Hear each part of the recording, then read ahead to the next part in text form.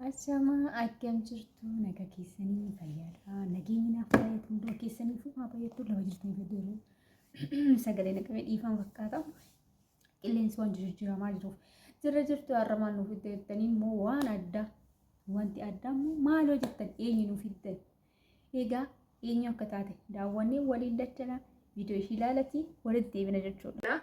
Haa ta'u isinitti argisiisuuf malee baay'ee kallattii lamaan hojjisiifattee fuulduratti meeshaan isii gaafa wal keessatti argisiisaa garuu haala kanaan hojjifachuu dandeessu kan jedhudha.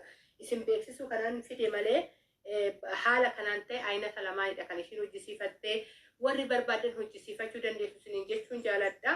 Egaa kan meeqallee daan jettu yeroo baay'ee jechuudha. Maaliif meeshaa addan baasne illee naan jettu maaf akkas jettu na gaafattan wantoota tokko tokko irratti koomentii irratti jechuudha. Sirriidha gaafiin keessanii.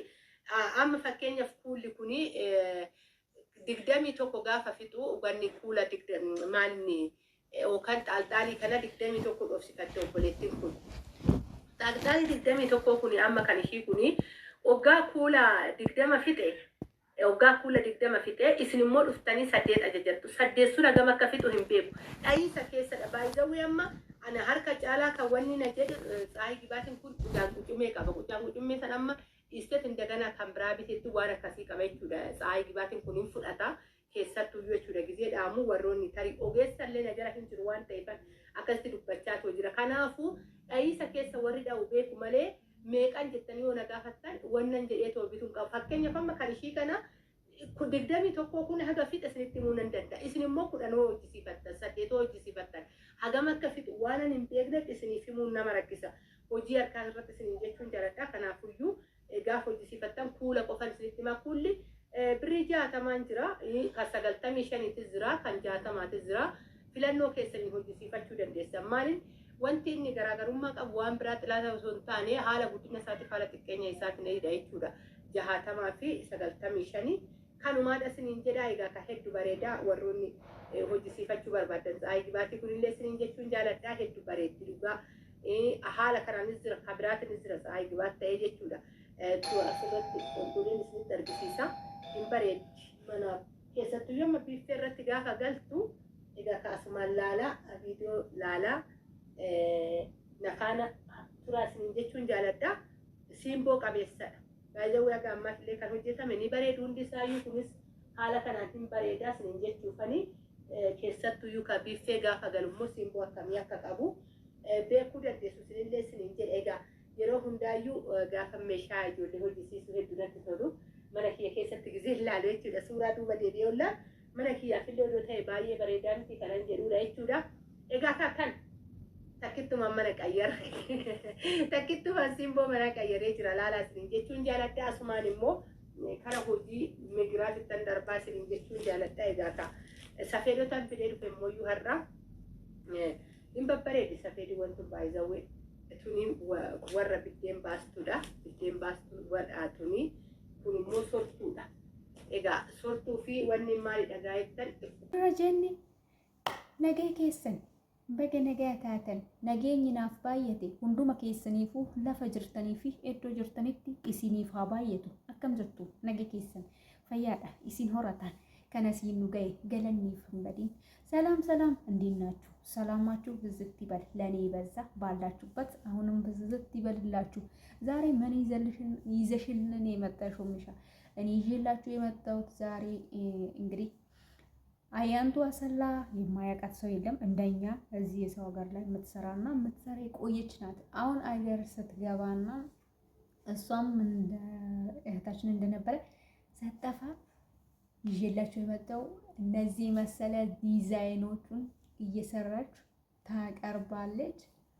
ብዙዎቹ እያበረታቷትና ጎበዝ እያሏት ነው። ደስ በሚል ዛሬ ስለሷ ትንሽ እንድናወራ ነው የመጣሁት። ገብታ ከዚህ ከሰው አገር የገቡት ሀሳባቸውና የሚሉትና የሚያወሩት በተለይ ደግሞ የሚያደርጉት ሀሳባቸው ሲጠፋባቸው ምንድነው የሚያደርጉት? ተመልሶ ወደ ሰው ሀገር ለማምጣት ይሄዳሉ ማለት ነው። እነዚህ አሁን እሷ ወደዚህ ሳትል ምን ሳትል እንኳን በሰላም ገባው። ፈጣሪ ይመስገን። የሀገሬ ምድር ይመስገን። እግሬን ያዘኝ ካሁን በኋላ በማለት ቁጭ ብላ ይኸው እሷ እንደው ትንሽ ቆይታለች እየሰራች ነው የምትገኘው። በዚሁ አያንቱ አሰላ ትባላለች። የእሷ ቪዲዮ የኔ ቤተሰብ አለ ናክታችሁ ማግኘት ትችላላችሁ። አገር ቤት ያለው ሁሉ ነገር እንደምትሰራና እንደምታስተዋውቅ ልታገኙ ትችላላችሁ ማለት ነው። ኤጋ ፕሌን ኪያ አያንቱ ኤኝምቱ ኢምቤከናም ኢምቤነን ጅሩ አያንቱን አኩማ ኬኛ ብየ ኦሮማ አስ ወሊን ቱሮ ጀቹudha. Ayyaantuun ifaasii galtee maal dalagaa jirti? Hojiin ishii maali? Akkuma argitan viidiyoo isii sheerii isiniif godhee jira. Mana koo jalallee jira. Galtanii argachuu laaluu ni dandeessan. Egaa ayyuun teenna akkuma galteerraa wanti ishiilee galte maal akka jiru, mi'a akkamii fuunee akka gallu, maal qabannee akka gallu, maal akka hojjennu, eessaa binna, mi'a asii binnu moo biyyaa binnu moo maal hojjennu, maal dalaynu kan jedhurraa yaadolee isiin kakaastee namoonni garii waan akkanaa gaafadhu mana gaafadhu maal bitee dhufu maal godhu akkam godhu kan jedhu babal'inaan yaada ishii nuuf dhiyeessaa yookaan immoo nuuf laataa jirtii turtellee har'allee ishiin sanumarra jirti jechuudha. Haala bareedaadhaan namoonni beekna ayyaantuu asallaa jettanii sarchi gootanii argachuu ni dandeessan. Lammata mootuyyuu ijoolleen baay'een silkiin ishii eessa silkii ishii jedhan silkiin isii akkuma argitan mana isii jira mana ayyaantuu asallaa jedhu yoo sarchi goote seente jala jira. Anillee mana koo jalatti siif godha sheeriidhaan ayyaantuu asallaa kan jedhu mana koo jala argachuu ni dandeessan. Dhaqxanii ayyaantuun eenyu wal baruu ni dandeessan. Waan barbaadan gaafachuu ni dandeessan. Waan biyya keessa jiru gaafachuu ni dandeessan. Haala sanis isiniif ibsu waan barbaadan isinii bittee iddoo isin feetanitti iddoo isin barbaadanitti isiniif geessuu nama danda'udha jechuudha. Haala kanaan meeshaalee adda addaa kan teessoof ta'an akkasumas immoo hodhaa garaagaraa kan ta'an qabattee kan dhiyaattedha. Dhugaa dubbachuuf ijoollee keenya kan biyya ormarra galan keessa itti aansee amma waliin teenya galteerti. Dursa ayyaantuun galtee haala kanaan wantoota babbareedaa waan gaarii waan nama barbaachisu waan nuti nama biyya ormaa keessa jiru kanaaf yeroo gallu akkam maal akka hojjechuu qabnu akkamatti ta'uu qabnu bareeddee yookaan uffattee gadi bayuu fi yookaan of agarsiisuu osoo hin taane ishiin akkamitti namoonni keenya biyya ormaarraa citan yookaan immoo maal hojjechuu qaban akkamitti dalaguu qaban kan jedhu yaan isiin kaastee nuuf ibsaa yookaan akkasumas dalagaa jirtu obboleen isitti agarsiisaa jirtu. Ammoo akkasumas immoo mi'a garaagaraa yeroon barbaadan namoonni barbaadan naa bilbiltanii waan barbaadan na gaafachuu natti himuu mi'as barbaanna teessoof waan ta'u hodhaa garaagaraa akkasumas immoo hodhaa fi akkasumas wanta barbaadan bareeduma mana keessatiif kan ta'u jettee ibsitee jirti. Egaa namoonni barbaadan heloo jettanii mana ishii jala galtanii akkasumas immoo sarchi gootanii daawwattanii maaltu akka biyya keessa jiru maaltu adeemaa jiru waa hedduu argachuu dandeessan jechuudha. Asumaan immoo jireenyi qaala'ee jiruun gara biyyaa naman kaleessitu. Egaa warroonni dhuftan haala kamiin jiraattan maallaqni gatiin agartii tana gadi bu'aadha kan jedhan baay'een isaanii yeroon haasa'anii ishiin immoo namni akka jiraatutti jiraatama. Haalli haala bareedaadhaan jiraachaa jira namni. Akkuma keetitti akka ibalutti sirbaan morma nama jallisti. Kanaafuu akka ibalutti sirba osoo hin jenne akka keetitti haala barbaaddeen buluu ni dandeessa. Dhuftee ilaaltee jiraachuu ni dandeessa.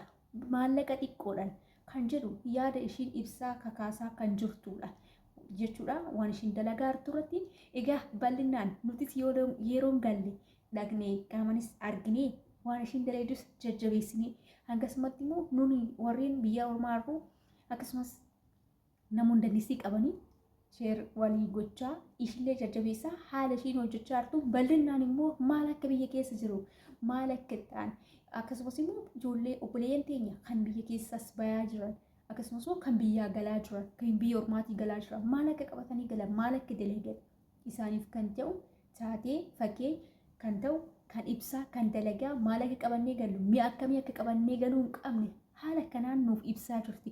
Tarii amma wantoota ittootti hojjetan kana waa baay'ee kana ijoolleen keenya waan hin beekneef bitanii galuuf deeman. Ishiin garuuyyuu wantoota akkana hunda wakkatti biyyaa argannu akkatti biyyaati argattu kan jedhu yaada isaanii yaada isii kakaastee hojjechaa jirti. Asii akka fuutee hin galle maallaqa ta'e qofa guduunfattee akka bashannanaa galtu kan jedhu yaada ishii lafa kaa'aa jirti obboleeyyan keenya fi kanaaf waan na dhageeffattaniif galatooma ani mishaadha. Namoonni manaaf haarawaa taatan mana kootiif haarawaa taatan mana mishaaf haarawaa taatan like share subscribe gochuudhaan mana kan dabalatu hin dagatina. Viidiyoon addaa akkasumas darbee isiniif dhufa waan na dhageeffattaniif galatooma. Hanga viidiyoo biraatiin wal dachaa nuti nagayaan nuu tura isiniin jedha turtii gaarii.